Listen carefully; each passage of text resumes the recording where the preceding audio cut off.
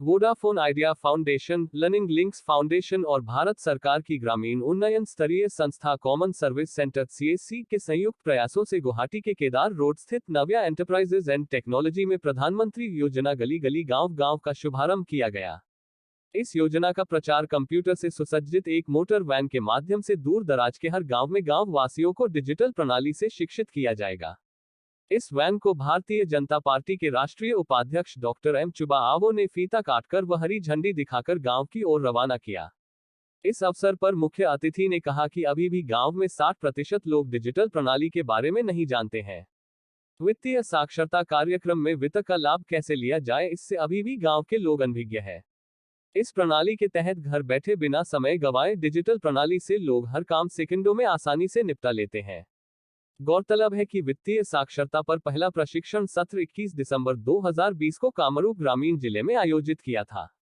तब से कामरूप मेट्रो और ग्रामीण जिलों में लगभग 65% वित्तीय साक्षरता प्रशिक्षण क्षेत्र और कोविड-19 गतिविधियों का आयोजन किया गया और 3000 से अधिक लोगों को प्रशिक्षित कर उनके जीवन को प्रभावित किया गया।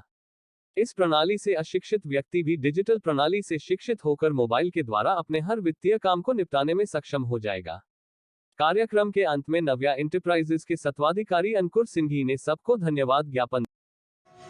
ये जो अभी CSC और वोडाफोन आइडिया और ये लिंक क्या लिंक था, वो लर्निंग लिंक था, ये तीनों मिलके जो अभी वैन एक डोनेशन दे रहा है in order to go to village, गली टू गली सबको देने के लिए, इसका मैक्सिमम फ़ायदा उठाना चाहिए। क्योंकि हम लोग डिजिटल, बहुत लोग अभी भी 50-60% लोग डिजिटल क्या चीज़ से मालूम नहीं, प्लस इसका सर फाइनेंशियल भी मालूम नहीं है। तो इसलिए फाइनेंशियल जो एजुकेशन है, लिटरेसी है, बेसिक थिंग है। कहाँ पैसा जमा करना है, कहाँ हमसे क्या खरीदना है, मैंने फाइनेंशियल ट्रांजैक्शन मैंने अभी जो बताया, अभी हम लोग बैंक में भी नहीं जाते और ट्रेन स्टेशन में ट्रेन टिकट काटने के भी नहीं जाते, सब ऑनलाइन में कर लेते हैं। ये सब चीज़ सीखना चाहिए। ये बेसिक चीज़ है, बड़ा कठोर चीज़ नहीं है, बड़ा परिश्रम करने का चीज़ नहीं है, जस्ट आपका मोबाइल में सब कुछ है। तो इसलिए मैं सबको ये मैसेज देना चाहता हूँ कि इसको मैक्सिमम प्रयोग कीजिए। इन लोग जब लिटरेसी कैंपिंग चलेगा हर गांव-गांव, हर गली-गली में, सब लोग इसको मैक्सिमम फ़ायदा लेना चाहिए। और इसके साथ उसको जो CSC ग्राउंड लेवल में काम करेगा, उनसे भी कुछ क्लैरिफिकेशन लेना है तो उनसे भी लेके इसको आगे बढ़ाना चाहिए। ये था। सो आज यहाँ पे हूँ because of the launch of गली गली गाँव गाँव, जो एक वैन इनिशिएटिव है। वोडाफोन इसको स्पॉन्सर करता है and which is been taken care by CSC and link foundations, right. So ये वोडाफोन हमेशा से एज अ टेलीकॉम कंपनी है, पर हमेशा से एक सोसाइटी को अपनी तरफ से कुछ देना चाहते हैं। सो इसमें हमारा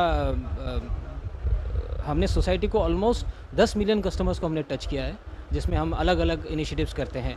तो उसमें हमने ये वाला चीज़ भी स्पॉन्सर किया हुआ है, जिसमें आपका डिजिटल लिटरेसी है, जो आपके गांव में जाएंगे, लोगों को समझाएंगे इन डिजिटल पेमेंट्स के बारे में।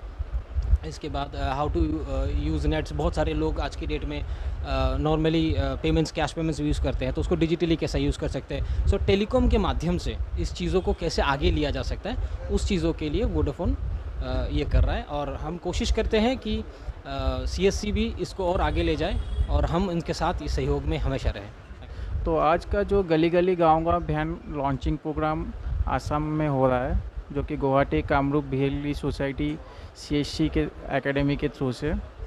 तो ये वैन एक्चुअली एक प्रोग्राम जो फाइनेंशियल और डिजिटल लिटरेसी के बारे में अवेयरनेस होगा। तो ये प्रोग्राम है, नाम है जादू गिनी का।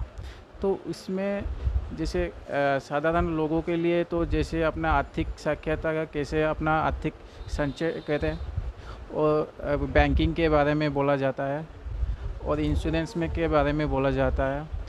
विभिन्न सरकारी गवर्नमेंट स्कीम्स, जो कि सेंट्रल गवर्नमेंट स्कीम्स के बारे में जागृति किया जाता है।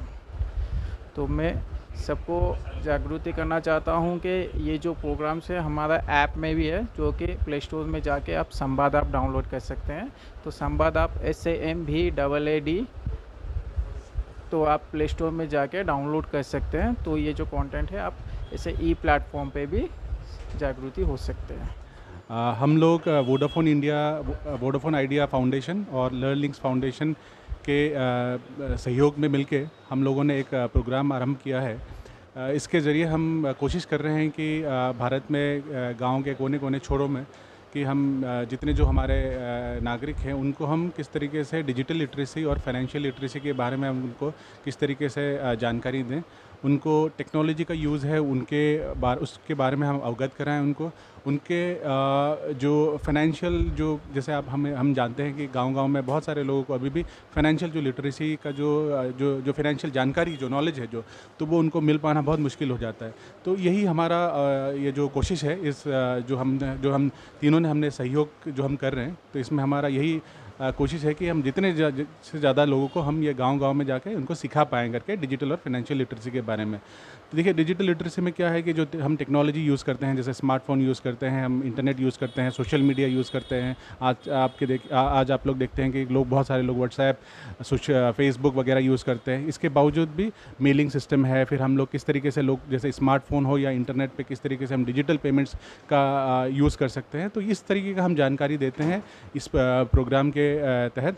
तो अभी ये जो प्रोग्राम है ये हमने असम में दिसंबर 2020 में हमने आरंभ किया था।